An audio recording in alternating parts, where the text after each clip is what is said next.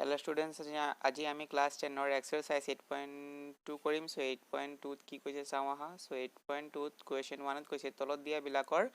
মান উলিওৱা so student Roman 1 ত কি ক'লে চোৱা sin 60 degree * cos 30 degree + sin 30 degree * cos 60 degree ইয়াৰ আমি মান নিৰ্ণয় কৰিব লাগে সো এই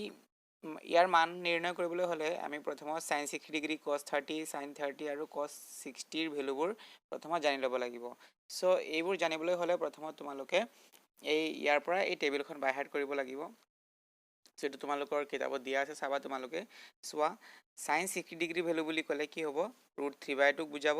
আৰু সেম cos 60 ডিগ্ৰী বুলি ক'লে 1/2 হ'ব আৰু cos 30 বুলি ক'লে 30 টেবুলত আমি চাম √3/2 sin 30 বুলি ক'লে আমি sin 30 ঘৰত চাম আমি কিমান আছে 1/2 সো এই টেবুলখন তোমালোকে বাই হাৰ্ট কৰিবা সো এতিয়া আমি কোৱেশ্চন কৰো চাও সো কোৱেশ্চনত কি কৈছে চাও আহা প্ৰথমত তো ফাৰ্স্ট কোৱেশ্চনত কৈছে sin 60 সো প্ৰথমত সোৱা স্টুডেন্টস এই দুটা মাজত ইনটু হৈ আছে গতিকে আমি sin 60 ৰ ভ্যালু প্ৰথমত লৈ আহিলো কোৱেশ্চনখন লিখাৰ পিছত sin 60 ভ্যালু লৈ আহিলো sin 60 ভ্যালু √3/2 হয় সো ইয়াত sin 60 ভ্যালু আমি √3/2 বহালো আকৌ cos 30 ভ্যালু বহাব লাগে এই দুটা স্টুডেন্টস মাজত একো সাইন নাই গতিকে ইয়াৰ মাজত কি সাইন আছে ইনটু বুলি আমি ভাবিব লাগিব সো আমি ইয়াত ইনটু দিলো এতিয়া cos 30 ভ্যালু কি হয় সো cos 30 ভ্যালু √3/2 হয় ইয়াত প্লাস সাইন আছে তো আমি প্লাস সাইন দিলো আকৌ sin 30 ভ্যালু লাগে সো স্টুডেন্ট sin 30 ভ্যালু কি হয় 1/2 হয় বহালো আকৌ এই দুটাৰ মাজত ইনটু সাইন আছে তো ইনটু দিলো আকৌ cos 60 ৰ ভ্যালু তো cos 60 ৰ ভ্যালু 1/2 হয় গতিকে আমি 1/2 দিলো এতিয়া আমি এক সিম্পলিফাই কৰিব লাগিব সো সিম্পলিফাই কৰিলে কি হ'ব এই √3 লগত √3 পূৰণ হৈ কি হ'ব স্টুডেন্টস √3 স্কয়াৰ হ'ব কেলে আমি যেতিয়া ৰুট নম্বৰ সেম চাও তেতিয়া আমি কি কৰো এই ৰুট ডালক কি কৰো আমি ডাইৰেক্ট স্কয়াৰ কৰো কেলে কাৰণ আমি জানো স্কয়াৰ ৰুট কি হয় স্টুডেন্টস ক্যান্সেল হয় সো আমি মানে তোমালোকে যেতিয়া মানে ৰুট নম্বৰ চাবা সদায় কি কৰিবা স্কয়াৰ কৰি দিবা সেম একে ৰুট নম্বৰ চালে মানে স্কয়াৰ কৰিবা যদি ৰুট নম্বৰ জেনেবা চোৱা তোমালোকে √a * √a হলে কি হ'ব √a স্কয়াৰ কৰি দিবা আকৌ স্কয়াৰ ৰুট ক্যান্সেল হ'ব आंसर কি ওলাব a ওলাব সো মই কি কৰিলো ইয়াক √3 * √3 = √3 স্কয়াৰ আকৌ তলত 2 2 জাৰ কি হল 4 হল আকৌ প্লাস 1 1 জাৰ কি হ'ব 1 হ'ব আকৌ 2 2 জাৰ কি হ'ব 4 হ'ব ওকে তো স্কয়াৰ ৰুট সোৱা ক্যান্সেল হৈ গল তলত থাকিলে কি 3/4 থাকিলে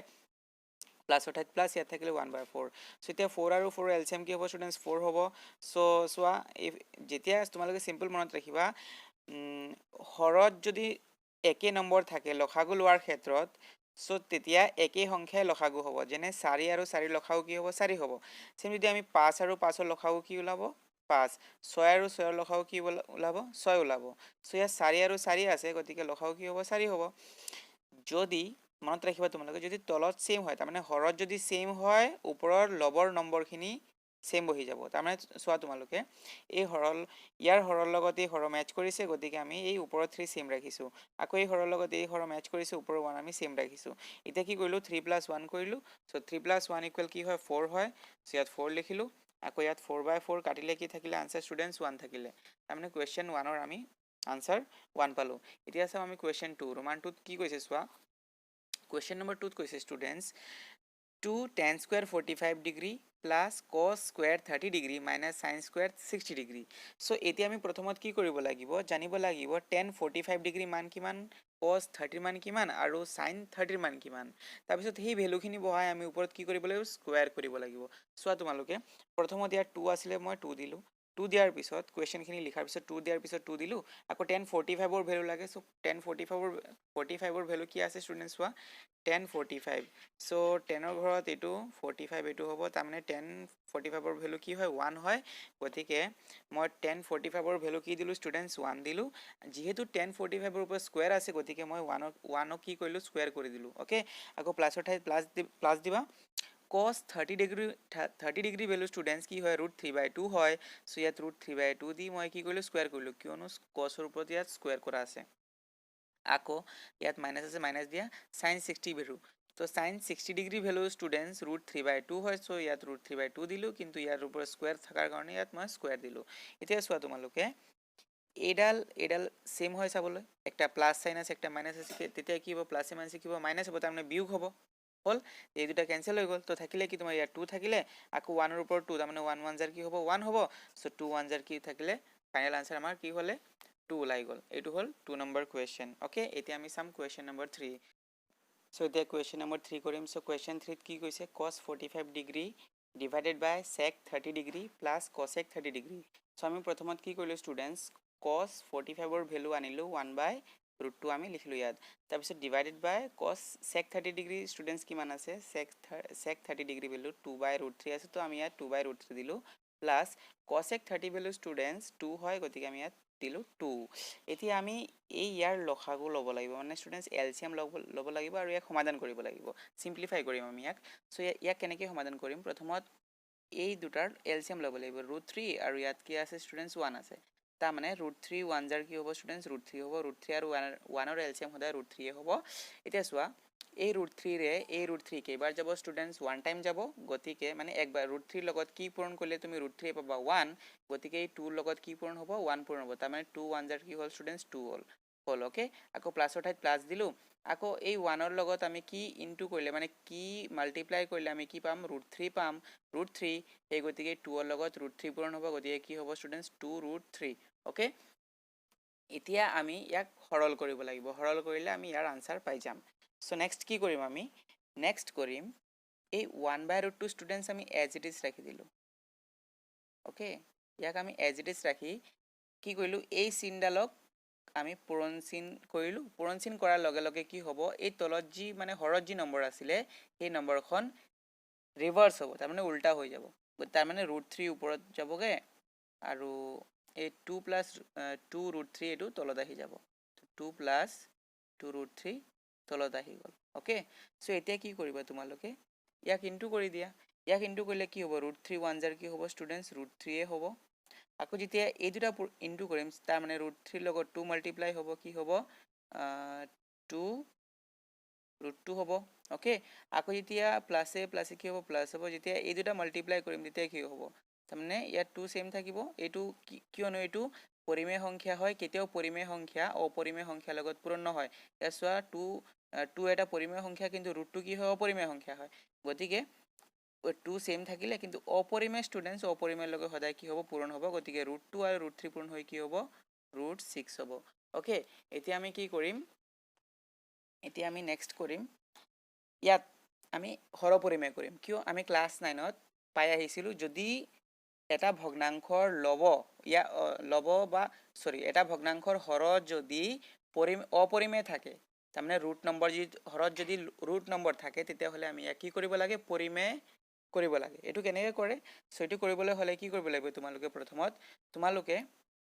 এই √3 এজ ইট ইজ ৰাখিব লাগিব, আৰু কি আছে তলত হৰত কি আছে 2√2 প্লাছ কি আছে 2√6, এইটো ছেম লিখি এবাৰ কি কৰিবা, এই হৰৰ নম্বৰখন এবাৰ ওপৰতো পূৰণ হ'ব, একবাৰ তলতো পূৰণ কৰিব লাগিব, কিন্তু মনত ৰাখিবা প্লাছ চাইন থাকিলে মাইনাছ দিবা আৰু ইয়াত মাইনাছ থাকিলে প্লাছ দিব লাগিব। চ' ইয়াত প্লাছ আছে গতিকে আমি কি দিলোঁ মাইনাছ দিলোঁ। অ'কে, এতিয়া কি কৰিম, এই নম্বৰ আকৌ তলতো লিখিব লাগিব, চ' 2√2 মাইনাছ 2√6। এতিয়া কি কৰিবা তোমালোকে, এতিয়া আমি ইয়াৰ চিম্প্লিফাই কৰিম। চ' চোৱা ইয়াৰ লগত যদি এইটো পূৰণ কৰোঁ তেতিয়াহ'লে কি হ'ব, 2 পৰিমেয় হয়, এইটো কাৰো লগত পূৰণ নহ'ব, ছেম থাকিব, কিন্তু এই দুটা পূৰণ হ'ব অপৰিমেয়। চ' √3 × √2 পূৰণ হ'ব কি হ'ব √6 হ'ব, প্লাছ মাইনাছ কি হ'ব মাইনাছ হ'ব, আকৌ ইয়াৰ লগত এইটো পূৰণ হ'লে কি হ'ব 2 এজ ইট ইজ থাকি যাব, 2 এজ ইট ইজ থাকিলে √3 × √6 ইনটু কৰিলে ষ্টুডেণ্টছ কি হ'ব √18 হ'ব, কিয়নো 6 3 জাৰ কি হয় 18 হয়। আকৌ ইয়াত চোৱা আমি এটা আইডেণ্টিটি পাই আহিছোঁ, এটা ফৰ্মুলা আমি সূত্ৰ এটা পাই আহিছোঁ, এনেকৈ একটা সূত্ৰ আছিলে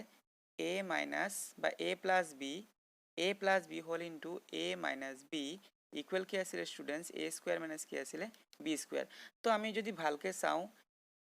এই সূত্ৰখন ইয়াত এপ্লাই কৰিব, ইয়াত আমি এপ্লাই কৰিব পাৰিম। চোৱা তোমালোকে a plus B a minus B, গতিকে আমি a square minus b square হিচাপে লিখি দিম। চ' ইয়াক আমি এৰ ভেলু আমাৰ 2√2 আছে, ইয়াত লিখিম 2√2, ওপৰত স্কুৱেৰ দি দিয়া, কিয়নো ইয়াৰ ওপৰত সূত্ৰটো স্কুৱেৰ বিচাৰিছে, আকৌ ইয়াত মাইনাছ আছে মাইনাছ দিয়া, মাইনাছ দিয়াৰ পিছত তোমালোকে বিৰ ভেলু বহাবা, বিৰ ভেলু কি আছে 2√6 আছে, ইয়াত 2√6 বহাই দিবা, ওপৰত স্কুৱেৰ আছে তো ইয়াক স্কুৱেৰ কৰি দিম। অ'কে, এতিয়া কি কৰিবা তোমালোকে, এই ওপৰৰ নম্বৰডালক কি কৰিম আমি 2√6ক আমি প্ৰথমত এই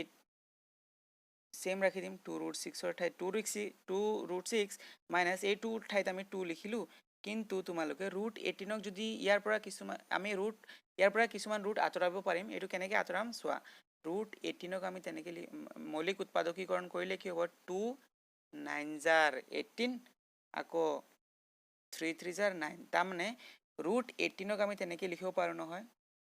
2 ইনটু 3 স্কুৱেৰ পাৰোঁ নহয় তাৰমানে চোৱা স্কুৱেৰ ৰুট কি হ'ব কেঞ্চেল হ'ব তাৰমানে 3ৰ ওপৰৰ পৰা কি হ'ল ষ্টুডেণ্টছ ৰুট গ'লগৈ 3ৰ ওপৰৰ পৰা ৰুট কেঞ্চেল কৰি দিলোঁ আৰু কিন্তু 2ৰ ওপৰত কি থাকি যাব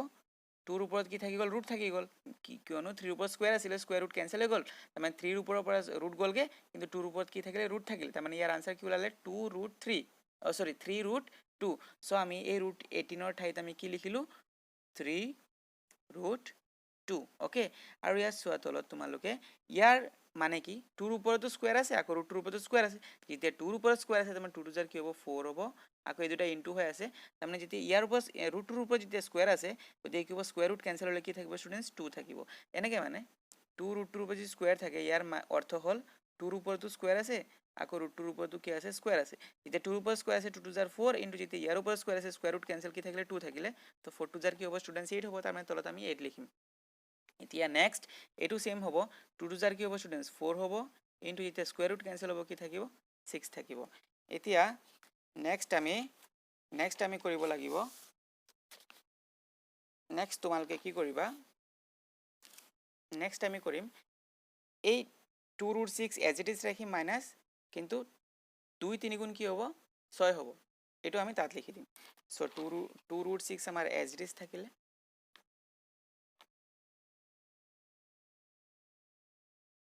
2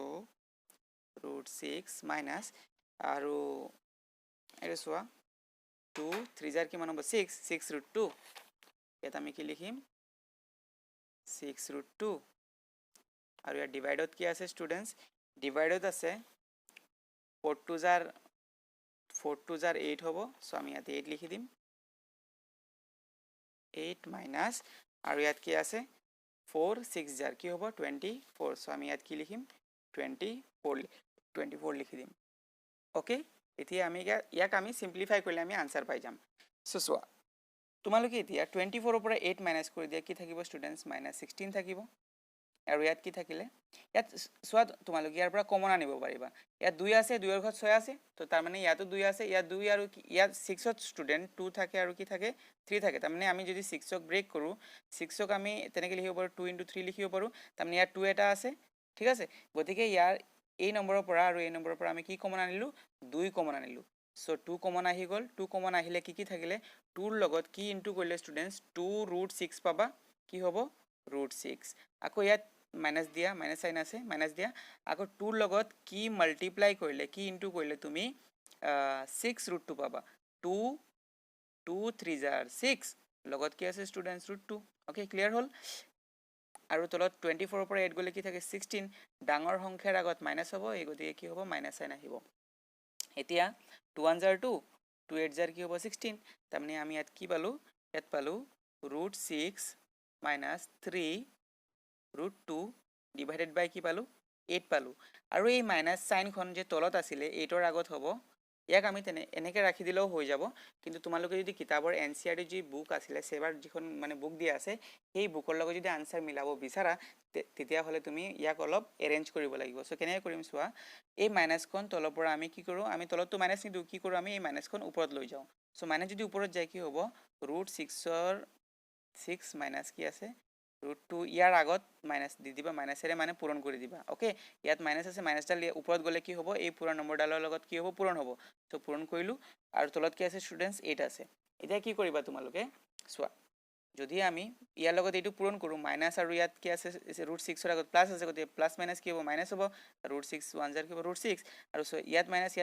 মাইনাছ কি হ'ব প্লাছ হ'ব আৰু ইয়াত কি থাকিলে প্লাছ 3 ৰুট 2 আৰু তলত কি থাকিলে ষ্টুডেণ্টছ 8 থাকিলে এতিয়া তোমালোকে চোৱা NCERT বুকত তোমালোকৰ এই প্লাছ নম্বৰখন আগত দিয়া আছে মাইনাছ নম্বৰখন পিছপিনে দিয়া আছে চ' আমি ইয়াত 3 ৰুট 2 ইয়াত প্লাছ ইয়াত কি আছে মাইনাছ ৰুট 6 আৰু তলত কি আছে ষ্টুডেণ্টছ হৰত কি আছে 8 আছে চ' ইমানে তোমালোকৰ আজিৰ চ' আই হোপ ইটছ ক্লিয়াৰ তোমালোকে বুজি পালা চ' নেক্সট কুৱেশ্যন আমি অতি শীঘ্ৰে আপলোড কৰিম চ' ভিডিঅ' ভাল লাগিলে লাইক কৰিবা শ্বেয়াৰ কৰিবা ধন্যবাদ